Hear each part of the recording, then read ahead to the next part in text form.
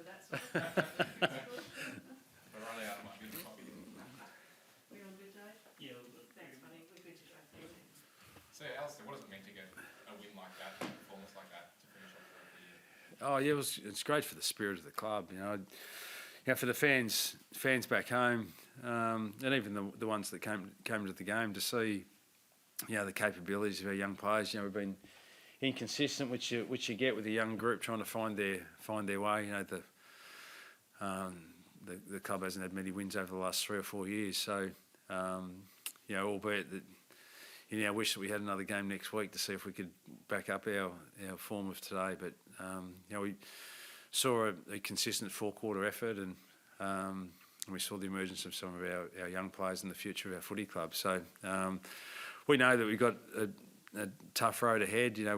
We sit where we are on the ladder with only 3 wins for the season for a reason. We just haven't been consistent enough for long enough and tough enough in games, and that will come with a bit more maturity and more faith and optimism with our younger players. We need to inject some more talent into our footy club. Hopefully that will be done through the draft and some trading, and we roll the sleeves up and get ready to go to work. But for the players, to finish with a win, and it just gives them a little bit of pep in their step, knowing full well that we haven't had that many times this year, but. It just makes them feel a little bit better about going into the summer. If they're prepared to work hard, they know they're going to take some steps forward and get themselves back into this competition. There's a lot of talk during the week about effort levels and number 1 draft picks and all that sort of stuff. I guess that sort of puts that to bed. I guess. Yeah, well, I read a really interesting stat that I think there's only 3 number 1 draft picks that have played in premiership teams. So that's not a real big incentive to pull in number 1 pick. So listen, no matter what was going to happen, we were going to have 2 first-round picks. We've got our pick obviously this year, which was going to be somewhere around 1 or 2, and we had Port Adelaide's pick from a trade that we did with Jason last year. So we knew that we were going to be picking in the first round. That's where our talent's going to come from by and large, and we'll try and trade for another couple of guys to come into our footy club. And but as I said at the press conference during the week, our players are competitors. I'm a competitor. We want to win, and there's no way we're shifting around the magnets to. For me, dropping down a spot in terms of the draft board is nowhere near as important as the integrity of the way that you play, and the great feeling you get of having a win and for your morale, and that's much more important than a draft position. And people say, it's the number 1 pick. Well, stats say that number 1 picks are good players. We can't doubt that. But if they don't help you win premierships, and that seems to be the case over a long period of time, then maybe pick 2, pick 3, pick 5. Still going to be good picks and good players, so we'll just take what we can get. Yeah, just some thoughts on Nick Luckley's performance as well. Where does he sort of rank in your mind in terms of forwards in the AFL at the moment? Yeah, well, he's really emerged as a really valuable player for us, obviously, but I'm not sure whether he's finished 2nd or 3rd in the Coleman, but he kicked 70 goals for the season in a side that was only getting 45 inside 50s on average, and that's why he was able to get a bit more today, because we had 63 or thereabouts inside 50, so he got more of a look at it. But yeah, I'd hope that he'd be right in calculations for All-Australian selection on the year that he's had, and young Sheasel has been that's what we've got to search for as a club. It's just some little wins along the way. The emergence of some players. Will Phillips was really strong today against a really good player in Rowell and Anderson in their midfield, and Charlie Lazaro played really well for us, and Tom Powell. Some of these guys that have been around our club for 3 or 4 years. Miller Bergman was really good. Josh Goder was really good. So we're really pleased with some of the performance of these guys, but you're going to get inconsistency with that. But Sheasel and Larkey have been the real standouts for us throughout the course of this year, and we know that they'll be acknowledged from within our footy club, but hopefully they're acknowledged outside of the footy club by the footy industry in terms of some some awards for really good effort over the course of the year. Would you pick Nick Lucky in the All-Australian team if it was up to you? Well, it's like trying to. It's either got a tough job, the All Australian selectors. I'm a bit biased. I would, because he's had such an influential year, but with very little supply compared to some of the other guys that are up there challenging for All Australian positions. But it's a tough job that they've got.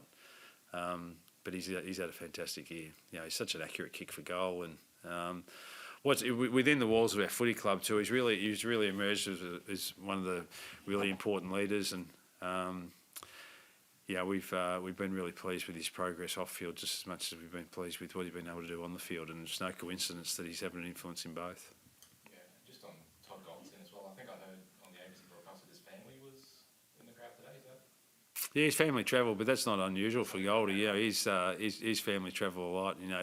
Howie's family was down here. The Sheasels family have been to nearly every away trip that have come. So it's not uncommon for families to come to the footy. But it was great to see them all, and it's good to see a great crowd in the rooms after the game. And we haven't had cause to celebrate a lot of victories this year, but to finish on a good note and hopefully just give the boys some incentive to go away, have a good rest, but know full well that if they work hard, they'll get themselves back into being competitive against the big boys next year. Do you think he'll go around next year, Todd Goldson? Maybe premature, but do you think he'll play next year? Yeah, well, he's been on record as saying he wants to play as long as he possibly can, and he can still make a contribution at the level, and but he'll sit down with the club over the next couple of weeks and work out what he wants to do. And just on, I think it was reported halfway through the match on Fox Sports that the club had ramped up efforts in regards to an assistance package from the AFL with recruitment, draft picks, and that sort of stuff. Do you know where that's sort of placed at the moment? No, I don't. I know that the philosophy of the competition, which has been a really good philosophy to be fair for all clubs in the competition, and that's equalisation. And ideally, the model with 18 teams in the competition is that you'd finish in each one of the 18 positions. Utopia would be you'd finish in each one of the 18 positions over an 18-year period.